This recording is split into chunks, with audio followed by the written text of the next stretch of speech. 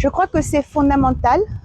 dans le monde de la conservation, dans lequel bien sûr comme organisation de conservation nous nous trouvons, de reconnaître le fait et la réalité que beaucoup des espaces naturels sont et ont toujours été historiquement les territoires de vie, les maisons, les espaces de vie, de population qui se trouvent là depuis très longtemps, indigènes, autochtones ou pas, mais qui sont présents dans la région depuis très longtemps et qui ont évolué et qui ont un rapport et une relation très forte avec ces écosystèmes naturels, qui ont une connaissance très approfondie et qui ont vraiment un esprit de garant de ces espaces où ils les gèrent d'une manière durable pour l'utilisation et leur soutien de leur mode de vie et assurer qu'ils soient présents encore pour les passer aux générations futures. Donc je pense que vraiment la question de travailler, de reconnaître et d'incorporer cette réalité qui est là, il y a juste besoin d'être visibilité sur le fait qu'il y a des populations autochtones et communautaires qui se trouvent dans les régions d'écosystèmes très riches est indispensable à la question de la conservation viable, durable et pérenne des écosystèmes naturels. Nous avons besoin d'apprendre. Nous, ceux qui travaillons dans le monde des institutions, dans le monde de la science moderne, dans le monde qui vient avec les politiques, on a un grand savoir, on a beaucoup d'expériences acquises en différents endroits, mais je crois qu'il y a aussi énormément de savoir et d'expérience qui se trouvent justement dans ces modes de vie traditionnels et que nous devons aussi apprendre à mieux les connaître pour travailler d'une manière beaucoup plus en synergie et de voir comment ces modes de vie sont associés à cette gestion naturelle des ressources naturelles, des écosystèmes naturels. Donc ça peut être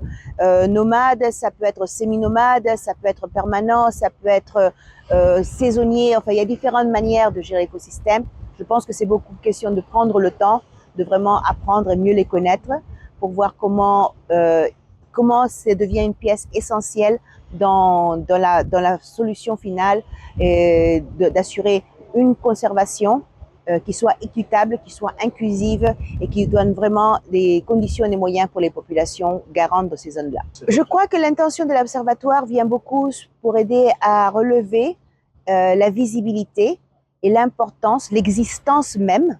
de ces territoires de vie. C'est reconnaître que c'est des espaces qui sont peuplés, qui ont été habités et qui sont la maison de populations qui sont là depuis très longtemps, mais qui malheureusement ne sont pas toujours bien connues même. Donc l'Observatoire, ce que je comprends, l'intention du mouvement du consortium à niveau de l'Afrique, le consortium APAC Afrique, c'est de vraiment permettre une meilleure visibilité, une reconnaissance de ces espaces et dans ce sens-là, aider à les sauvegarder, à reconnaître que effectivement c'est des modes de vie traditionnels et très anciens, mais qui sont aussi modernes, parce que c'est ceux qui sont aujourd'hui actifs et qui a besoin de travailler avec cette gouvernance, avec ce savoir-faire, avec ces traditions, mieux les connaître et aider à assurer qu'ils puissent avoir des conditions pour se maintenir. Donc, les connaître, les identifier, les documenter et savoir que quand les politiques nationales vont être mises en place, quand des décisions de projets économiques, de développement, etc. sont mises en place, ne soit pas fait dans l'ignorance d'une réalité qui se trouve sur le terrain. Donc, je pense que l'intention grandement de l'Observatoire, c'est d'aider à cette visibilisation et dans ce sens-là, d'aider à sauvegarder, à protéger ces territoires de vie. Je crois qu'il y a aussi un élément très fort d'échange, d'apprentissage entre pairs. Il y a énormément d'expériences et ces territoires de vie se trouvent partout dans le continent. Et il y a beaucoup de choses qu'entre les mêmes groupes communautaires, les mêmes garants communautaires